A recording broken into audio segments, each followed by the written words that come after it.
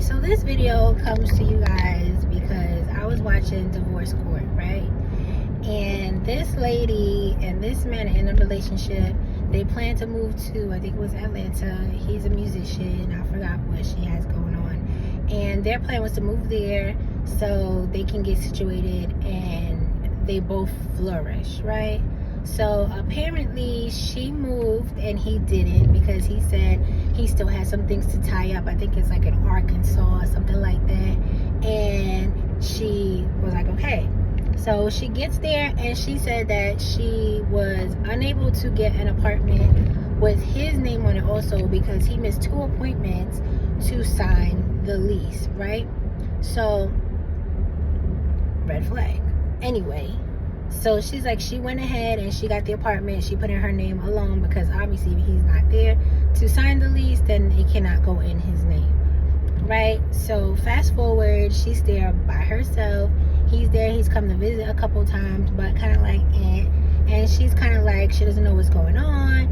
And so here he comes. So he's here and he's basically saying, you know, like he hasn't reached the point where he can, you know, just leave, because he has, you know, he makes his money there and he has, you know, standing, what do you call it, fans maybe, who support his work, and, you know, that's his main source of income. Then he throws in, oh yeah, I have kids and I can't just wrap it up and leave them, and right?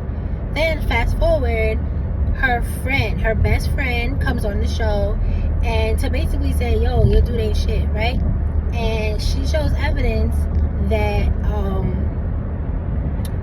this man has been in her inbox. So they read the messages and basically he's like, oh, you look good. And she said something like, that's what my man say. And he was like, I'm better than your man, I'm a better catch, let's link up. And she's like, for what? And he's like, you know what, right? Can I tell y'all that his whole fiance, girlfriend, whatever, I might be mixing them up, but his person, I think they're engaged, says, oh, well, when did this happen? Why didn't you say anything? And oh, did you lead him into your DMs? Why are you even following him? Mind you, this man's supposed to be a musician, right? So if my man is a musician, I should trust that my friends will be able to follow him, obviously, to get his numbers up, to get his engagement up and stuff like that. So I trust my friends. I don't really have friends, but I'm just saying, if I had them, I would trust them, otherwise they wouldn't be my friends. Either way, she's like, why are you even following each other?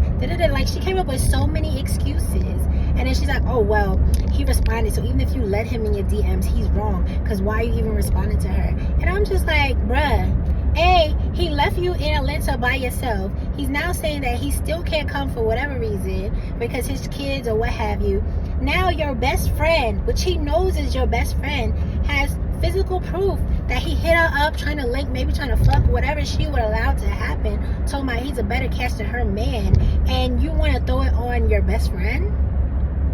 Oh, why didn't you say it before? When did this happen? That's exactly why she didn't say it before, because look how you acted. Anyway, the whole point of this video is to ask this: if you were with someone, if you were dating someone, would you want to know if they hit on one of your friends? Like, would you want to know if they like said something inappropriate to one of your friends, or did something inappropriate, or what have you? And as the friend, if this happened to you, would you tell, male or female? Because I've been in such situations, and I don't think I've ever told the woman about the man. And you know why? Because like this lady in divorce court, they wasn't ready to hear that their man was doing XYZ. So I just I put their men in their place. So let me say that. So I always told the men about themselves, whether I had to curse them out or whatever, but I made it very clear that I was not the one, and it was inappropriate, and they shouldn't do that again, basically. Not so nicely, but every time I always made it clear, like, I'm not the one, right? I feel like a lot of my female friends are always kind of insecure around me. Not saying that I'm the shit, but I'm the shit. No.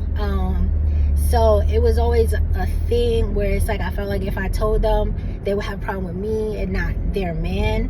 So I have been guilty of not telling them, because I feel like if they know or don't know, they're gonna find out. Because if they did it to me, I'm sure they, make it rounds with the friends. You know what I mean? And even some of them, also, this contributes. And some of them in the past have dealt with maybe the same person, found pictures and emails and all of that, and they gave them like this bullshit excuse, and they believed them. So then it's kind of like, I ain't saying shit.